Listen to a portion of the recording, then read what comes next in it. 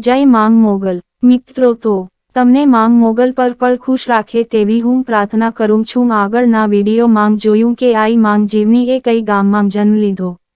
આ વિડીયો માંગ આપણે જોઈશું આઈ શ્રી જીવની માંગ તેમના ગામથી કેટલે દૂર જન્મ લીધો। મિત્રો આ વિડીયો અંત સુધી જોજો અને અમારી ચેનલને લાઇક શેર અને સબસ્ક્રાઇબ કરજો અને વિડીયો બને એટલો શેર કરજો। સમય પછીના 6 મહિનામાં ખૂબ જ યાત્રાળુ આવવા માંડ્યા અને આઈને નિવેદ ચડાવવા માંડ્યા। જેમ જેમ સમય જતો રહ્યો કોઈ ખબર ના પડી। સમય એવો થયો કે હવે ભુજના રાજાના બહેનને ઈડરમાં પરણાવ્યા હતા, પરંતુ ઈડરના રાજાને બીજી સ્ત્રી પ્રિય હતી, તેની સાથે લગ્ન કરી લીધા, જેથી ભુજન રાજકુંવરીનું માન ઘટી ગયું। તેથી ભુજના રાજાની ચિંતાઓ વધી। આ વાત અંગે ભુજના રાજાએ તેની બહેનને સંદેશો મોકલ્યો કે તને હેરાન કરનારને ખેદાન મેદાન કરી નાખું। તે સાંભળી બહેને ના પાડી, કારણ કે યુદ્ધ થાય તો પોતે વિધવા થઈ જાય। ત્યારે ચારણે કહ્યું કે હવે તમામ બાબત જોઈ લઈશ। ત્યારે રાજા બોલ્યા કે કવિરાજ તમે રસ્તો કાઢશો।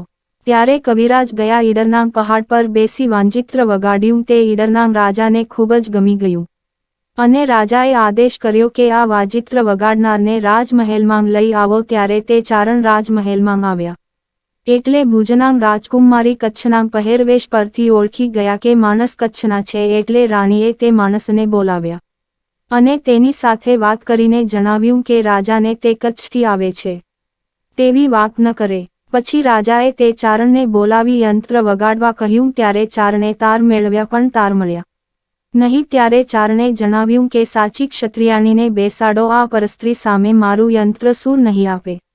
ત્યારે રાજાએ સાચી ક્ષત્રિયાણીને બેસાડી ઈડરના રાજાને યંત્ર વગાડી સંભળાવ્યું। રાજા લીન થઈ ગયા। ત્યારે રાજા ધરેણા સોના મહોરો આપવા માંડ્યા। ત્યારે ચારણ બોલ્યો કે મારે ધરેણાની ભૂખ નથી। રાજપૂત બોલ્યા કે જે જોઈ તે બોલો। ત્યારે ચારણે કહ્યું કે આ જે સ્ત્રીના રૂપમાં મોહી પરણ્યા છો તેને છોડી સાચી ક્ષત્રિયાણી બેસાડો। ત્યારે રાજાએ ચારણનું માન રાખી ક્ષત્રિયાણીને બેસાડ્યા। ચારણ ભુજ પાછા ફર્યા અને ભુજના રાજાને પત્ર આપો કે રાજકુંવરી હવે ઈડરમાં સલામત છે।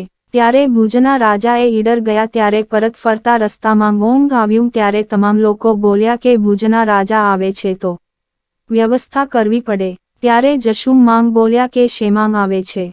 ભુજનો રાજા લોકો બોલ્યા કે રથમાં આવે છે। ત્યારે જશુ માંગે કહ્યું કે જ્યાં સુધી ચારણોના નેસડા હોય ત્યાં સુધી કોઈ પણ વ્યક્તિ હાથી પર બેસીને ન નીકળી શકે। આ સંદેશો ભુજ રાજા સુધી પહોંચ્યો અને રાજાને ખબર પડી 12-13 વર્ષની ચારણની દીકરી આ બોલે છે। ત્યારે રાજા આ ચારણી આઈના દર્શને ગયા। ત્યારે રાજા બોલ્યા કે ભુજિયા નાગને વશમાં કરો તો હું માનું। ત્યારે આઈ ભુજિયા નાગને દૂધ પીવડાવવા ગયા અને નાગ દૂધ પીને નાગ ફરી રાફડામાં જતો રહ્યો અને ત્યારે જશુ આઈને થયું કે વે દુનિયા સમક્ષ ના રહેવાય, એટલે માતાજીએ ધરતીમાં સમાઈ જવાનો નિર્ણય લીધો।